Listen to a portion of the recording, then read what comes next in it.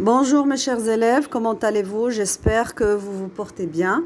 Nous nous rencontrons encore une fois avec une nouvelle leçon et cette fois-ci une leçon qui intéresse les élèves de la deuxième année du cycle secondaire collégial. C'est une leçon de communication qui s'intitule « Proposer, accepter ou refuser une proposition ». On commence. Pour proposer quelque chose à quelqu'un dans différentes situations de communication, on a besoin d'utiliser certaines expressions. Par exemple, ça te dirait de, ou bien ça vous dirait de, si je parle avec plusieurs personnes. Je te propose de, je vous propose de, tu as envie de, vous avez envie de.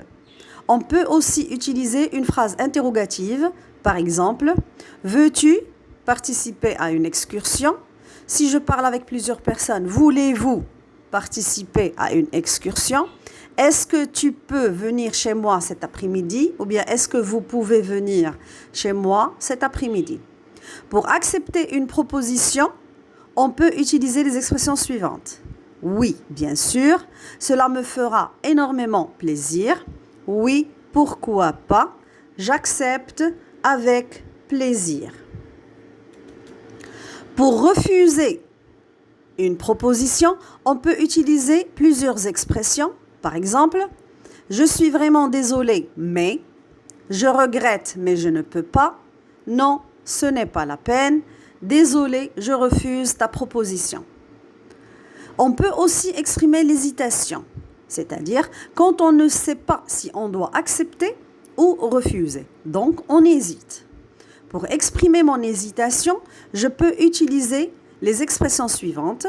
Je ne sais pas, je ne sais vraiment pas, je dois réfléchir, c'est gentil, mais je dois réfléchir à ta proposition, j'hésite. J'espère, chers élèves, que vous avez compris mes explications. Pour les traces écrites, vous allez, c'est-à-dire ce que vous devez écrire sur le cahier, vous devez tracer un grand tableau avec 4 colonnes. Une colonne pour proposer, une deuxième pour accepter, une troisième pour refuser et la dernière pour hésiter. Alors, on va commencer par la première proposition.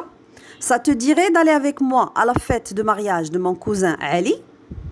Si j'accepte, je vais dire avec plaisir. Je serai ravie de t'accompagner à cette fête. Quand je refuse, je dirai je suis vraiment désolée, je ne peux pas car nous avons des invités ce soir.